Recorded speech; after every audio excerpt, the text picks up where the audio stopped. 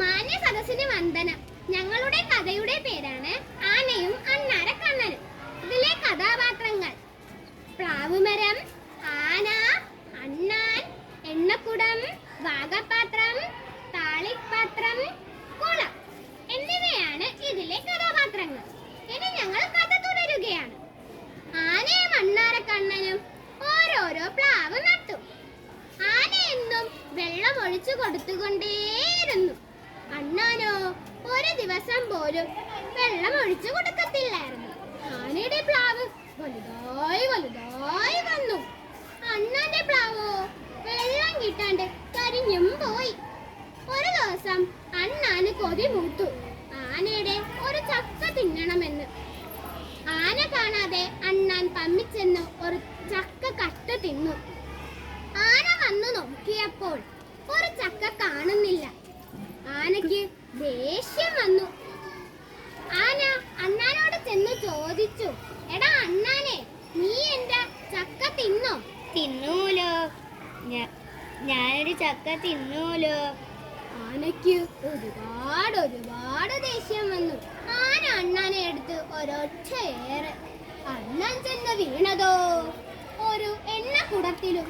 അവിടെ എഴുന്നേറ്റ് അണ്ണാൻ പറഞ്ഞു, നിന്റെ ചക്കയും തിന്നു ചിൽ ചിൽ ചിൽ, എണ്ണയും തേച്ചു ചിൽ ചിൽ ചിൽ. ആനയ്ക്ക് പിന്നെയും ഒരുപാട് ദേഷ്യം വന്നു. ആന അണ്ണാനെ എടുത്ത് ഒരൊറ്റ ഏറ്. അണ്ണാനെ എടുത്ത് ഒരൊറ്റ ഏറ്. അണ്ണാൻ ചെന്ന് വീണതോ ഒരു വാഗപാത്രത്തിലും.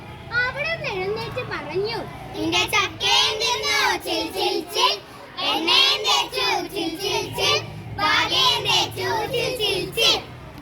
അപ്പോൾ ആനയ്ക്ക് പിന്നെയും ദേഷ്യം വന്നു. ആന അണ്ണാനെ എടുത്ത് ഒരൊറ്റ ഏറ്.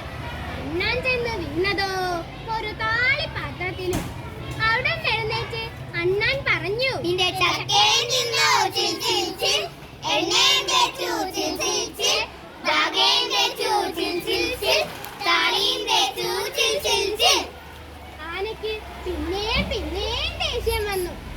ആന അണ്ണാനെ എടുത്ത് ഒരൊറ്റ ഏറ്. അണ്ണാൻ ചെന്ന് വീണതോ ഒരു കുളത്തിലും. അവിടെ എഴുന്നേറ്റ് അണ്ണാൻ പറഞ്ഞു, നിന്റെ ചക്കയും തിന്നു ചിൽ ചിൽ ചിൽ, എണ്ണയും തേച്ചു ചിൽ ചിൽ ചിൽ, വാകയും തേച്ചു ചിൽ ചിൽ ചിൽ, താളിയും തേച്ചു ചിൽ ചിൽ ചിൽ, കുളിക്കുകയും ചെയ്തു ചിൽ ചിൽ ചിൽ. ആനയ്ക്ക് പിന്നെയും ദേഷ്യം വന്നു. ആന അണ്ണാനെ എടുത്ത് ഒരൊറ്റ ഏറ്. അണ്ണാൻ ചെന്ന് വീണതോ ആനയുടെ പ്ലാക്കൊമ്പിലും.